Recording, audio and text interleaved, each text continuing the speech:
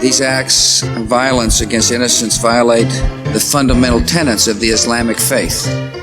The face of terror is not the true faith of Islam. That's not what Islam is all about. Islam is peace. George Bush may think that this is a military conflict, but the military aspect is nothing more than a physical manifestation of what is at its root a spiritual issue. I believe that the world will have real peace when everyone, including every Muslim on the face of this earth, meets the Prince of Peace. It's time for Radical Truth with Tony Gurley.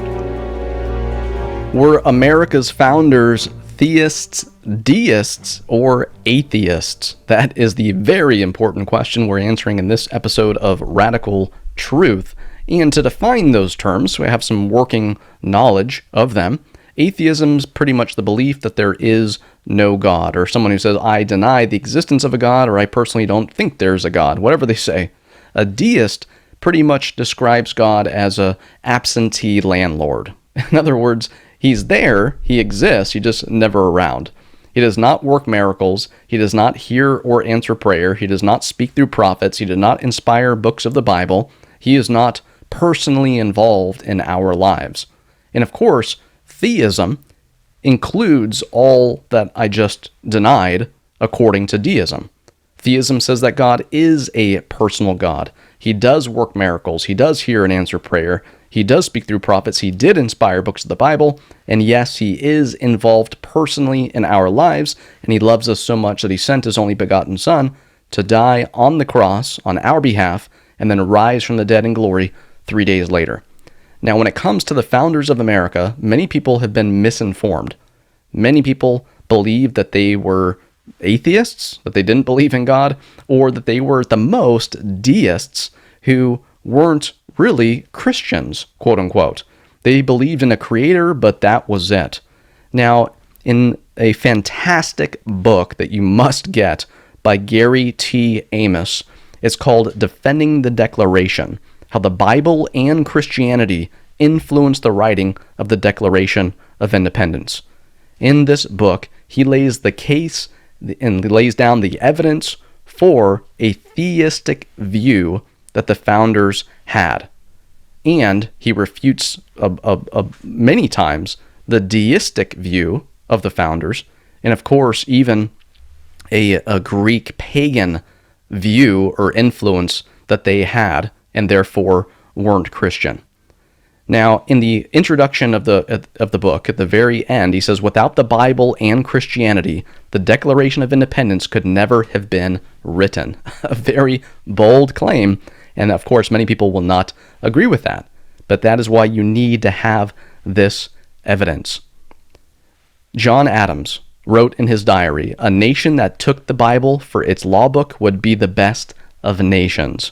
He also said, the great and almighty author of nature, who would first establish the rules which regulate the world, can easily suspend those laws whenever his providence sees sufficient reason for suspension.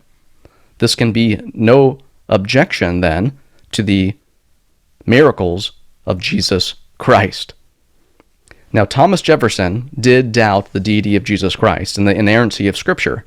However, he believed the moral principles found in the four Gospels should be the guide of every man's life.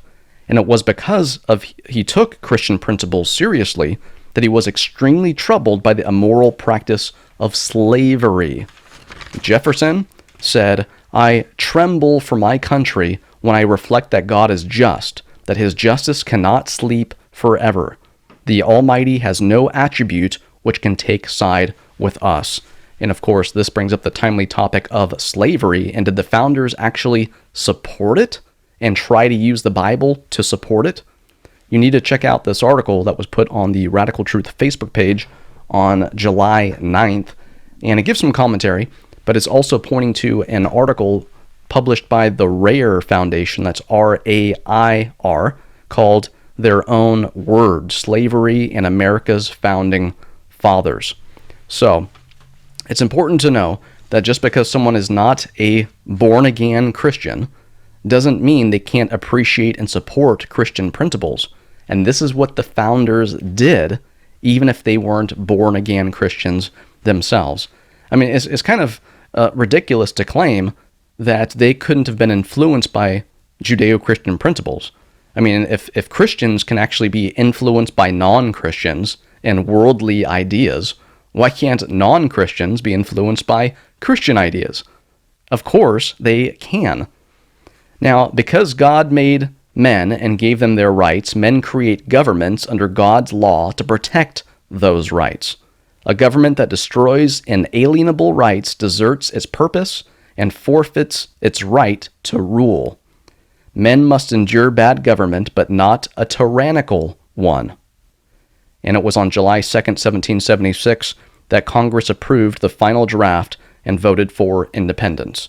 Now, in this excellent book by Gary T. Amos, he goes into a number, each chapter deals with specific terms that skeptics use to claim that they were deists. They were like, okay, well, if they were theists, then they wouldn't use these terms, they would use something else.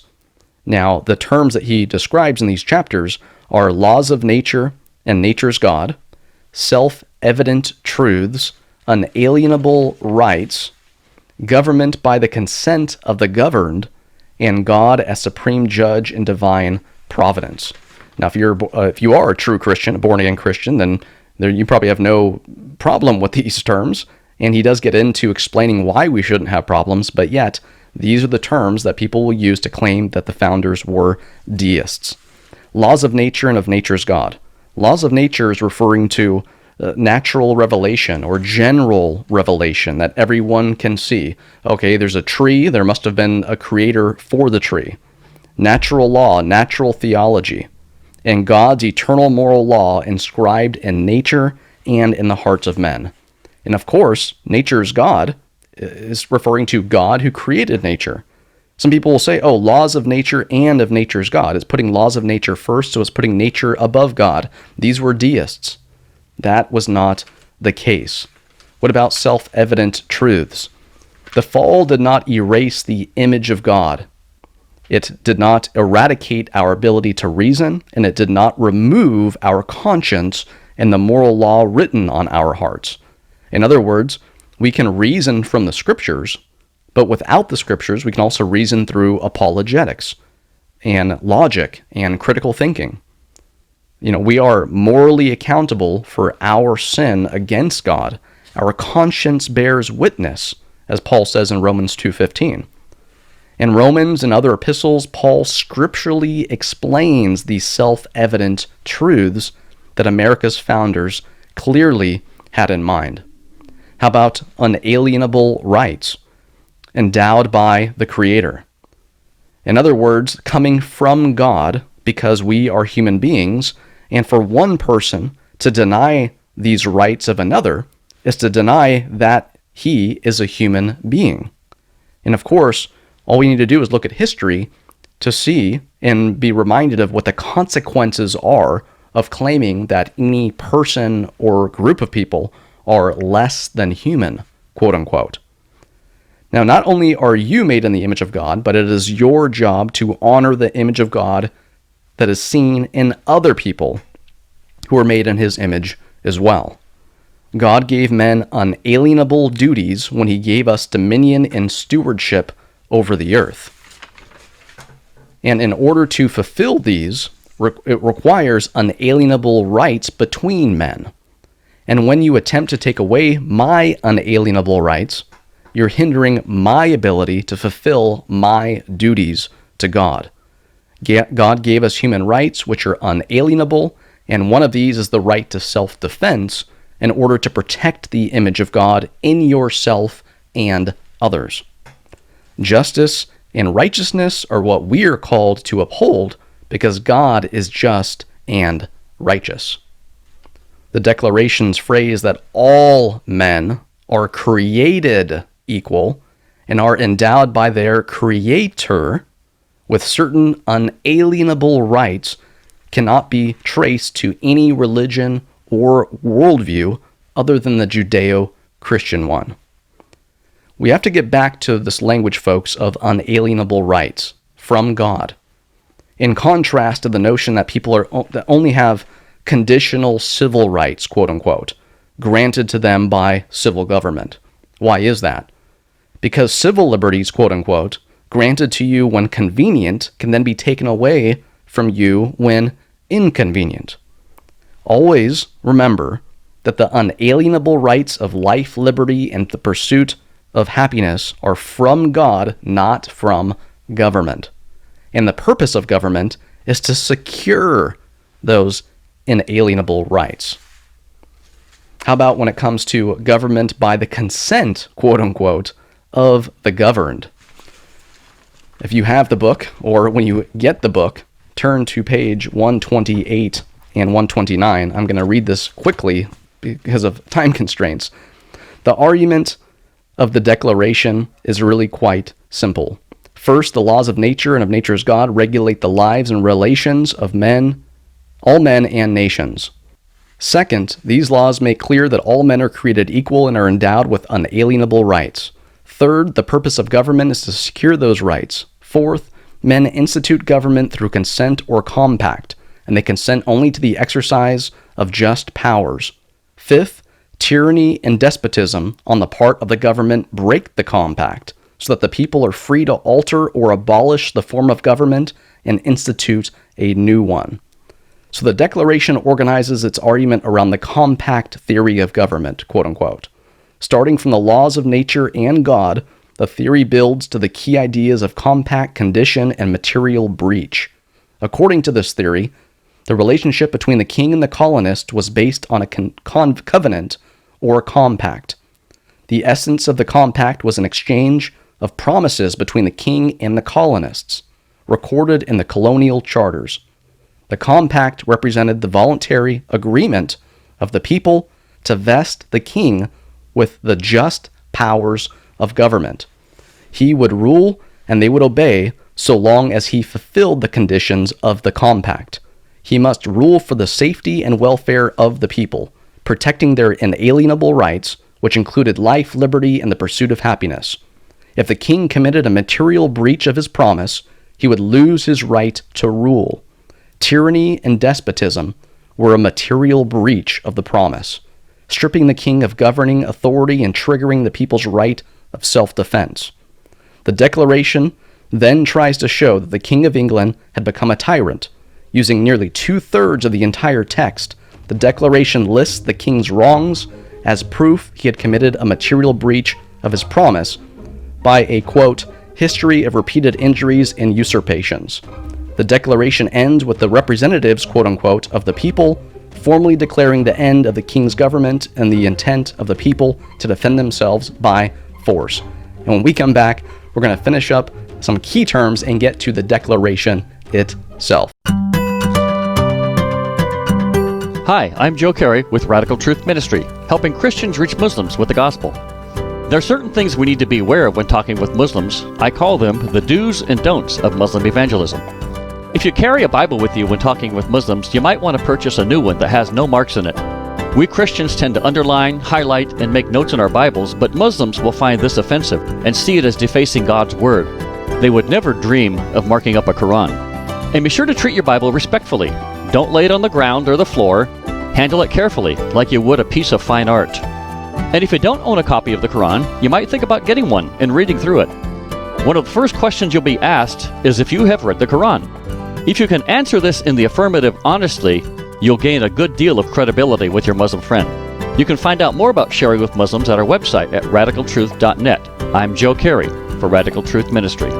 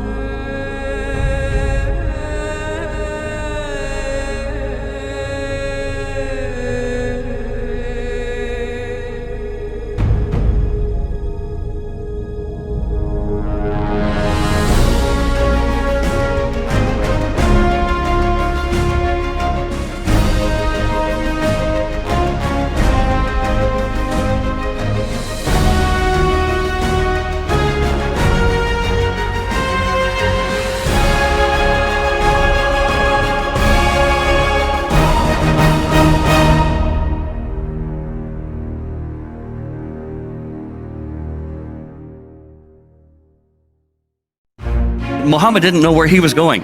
Muhammad had absolutely no assurance of his salvation. See, in Islam, the only way a Muslim can have absolute assurance that they're going to go to heaven is by shedding their own blood. They're in utter desperation. But the good news is we've got the answer for them. They don't have to try anymore. Their price has been paid. Blood has been shed. Jesus Christ shed his blood on the cross for them. This is Radical Truth with Tony Gurley. Were America's founders theists, deists, or atheists? We are continuing to answer that question. Before the break, we talked about some key terms that Gary T. Amos used in this book, defending that the founders of America were in fact theists, which is much more apparent when you look at the primary sources that he gives and the quotes that they give and explains it all. You know right away they weren't atheists, and in fact they were not even deists. Even if they were not born-again Christians, they were in fact looking to and pointing to and spotlighting Judeo-Christian principles. Now, before the break, we talked about a quote from Amos's book talking about the compact or covenant between a people and a king. And interestingly, in 1 Samuel 12:24, it says this: "Only fear the Lord and serve him faithfully with all your heart, for consider what great things he has done for you. But if you still do wickedly, you shall be swept away, both you and your king." So folks, what is that telling us? It says that God blames the people when the king is the one who ends up becoming a tyrant. So it's not just the tyrant's fault, it's the people who elected him. Now he goes into the definition of a tyrant. He goes into the proper steps and duties of lower magistrates on behalf of the people. And here on page 137, he says, "The people have the authority to punish tyrannous kings because kings are made by the people, and the people are above the king. The people are above the king. Although God has ordained the general authority of government, he gives to the people the duty to elect and empower the king of their own choice. Government by the consent of the governed is a biblical idea."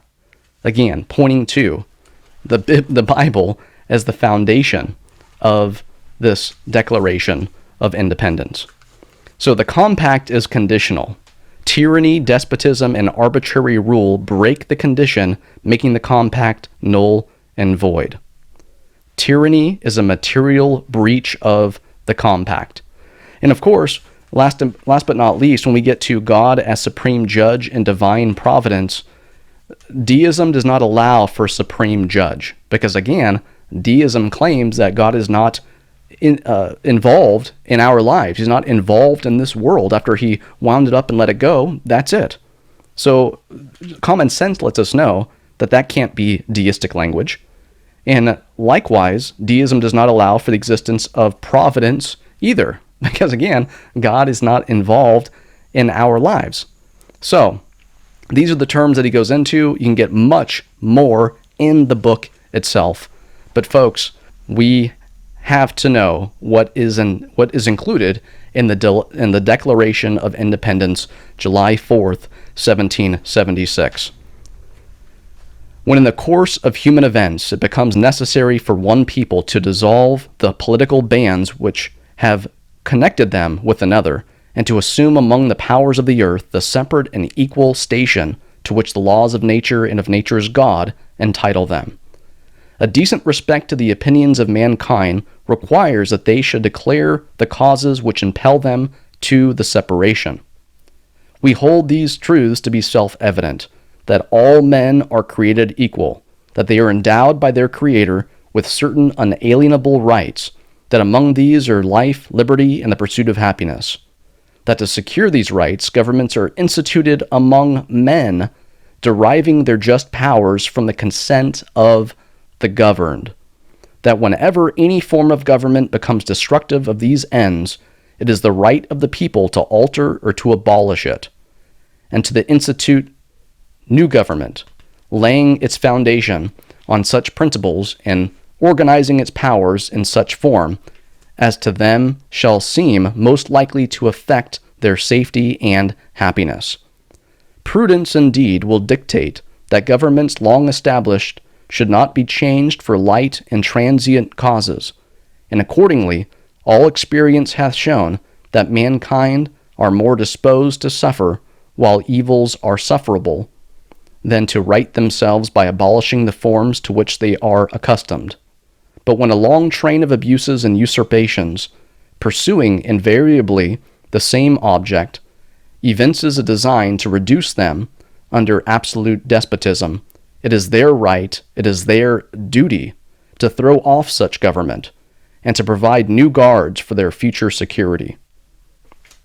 Such has been the patient sufferance of these colonies, and such is now the necessity which constrains them to alter their former systems of government.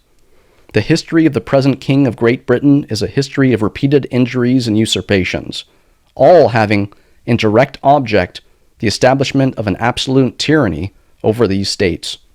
To prove this, let facts be submitted to a candid world.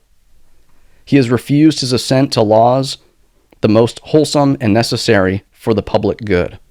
He has forbidden his governors to pass laws of immediate and pressing importance, unless suspended in their operation till his assent should be obtained. And when so suspended, he has utterly neglected to attend to them.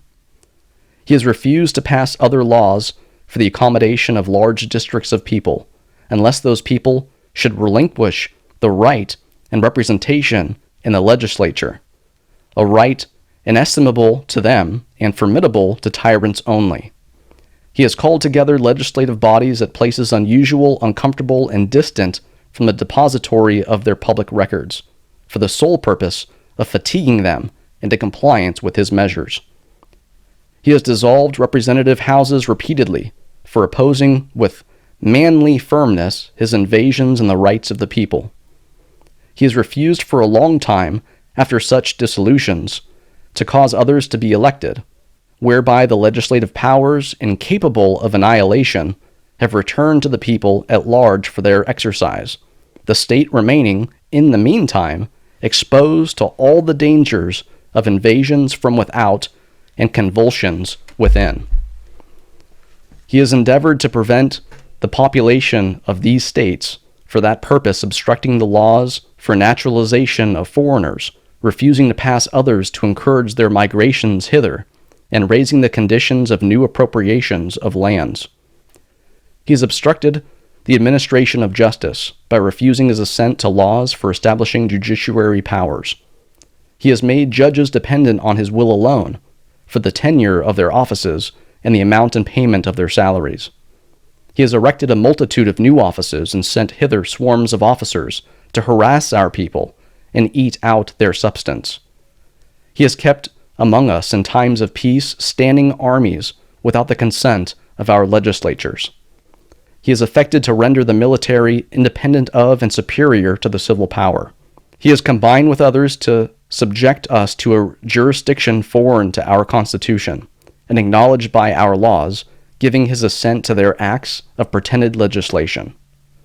For quartering large bodies of armed troops among us, for protecting them by a mock trial from punishment for any murders which they should commit on the inhabitants of these states, for cutting off our trade with all parts of the world, for imposing taxes on us without our consent, for depriving us in many cases of the benefits of trial by jury, for transporting us beyond the seas to be tried for pretended offenses, for abolishing the free system of English laws in a neighboring province, establishing therein an arbitrary government, and enlarging its boundaries so as to render it at once an example and fit instrument for introducing the same absolute rule into these colonies, for taking away our charters, abolishing our most valuable laws, and altering fundamentally the forms of our governments, for suspending our own legislatures and declaring themselves invested with power to legislate for us in all cases whatsoever. He has abdicated government here by declaring us out of his protection and waging war against us. He has plundered our seas, ravaged our coasts, burnt our towns, and destroyed the lives of our people. He is at this time transporting large armies of foreign mercenaries to complete the works of death, desolation, and tyranny, already begun with circumstances of cruelty and perfidy, scarcely paralleled in the most barbarous ages and totally unworthy the head of a civilized nation. He has constrained our fellow citizens taken captive on the high seas to bear arms against their country, to become the executioners of their friends and brethren, or to fall themselves by their hands. He has excited domestic insurrections among us, and has endeavored to bring on the inhabitants of our frontiers the merciless Indian savages, whose known rule of warfare is an undistinguished destruction of all ages, sexes, and conditions. In every state of the oppressions, we have petitioned for redress in the most humble terms. Our repeated petitions have been answered only by repeated injury. A prince whose character is thus marked by every act which may define a tyrant is unfit to be the ruler of a free people. Nor have we been wanting in attentions to our British brethren. We have warned them from time to time of attempts by their legislature to extend an unwarrantable jurisdiction over us. We have reminded them of the circumstances of our immigration and settlement here. We have appealed to their native justice and magnanimity, and we have conjured them by the ties of our common kindred to disavow these usurpations, which would inevitably interrupt our connections and correspondence. They too have been deaf to the voice of justice and of consanguinity. We must, therefore, acquiesce in the necessity which denounces our separation, and hold them as we hold the rest of mankind, enemies in war, in peace, friends. We, therefore, the representatives of the United States of America, in General Congress assembled, appealing to the Supreme Judge of the world for the rectitude of our intentions, do, in the name and by authority of the good people of these colonies, solemnly publish and declare that these united colonies are, and of right ought to be, free and independent states, that they are absolved from all allegiance to the British Crown, and that all political connection between them and the state of Great Britain is and ought to be totally dissolved, and that, as free and independent states, they have full power to levy war, conclude peace, contract alliances, establish commerce, and do all other acts and things which independent states may of right do. And for the support of this declaration, with a firm reliance on the protection of divine providence, we mutually pledge to each other our lives, our fortunes, and our sacred honor.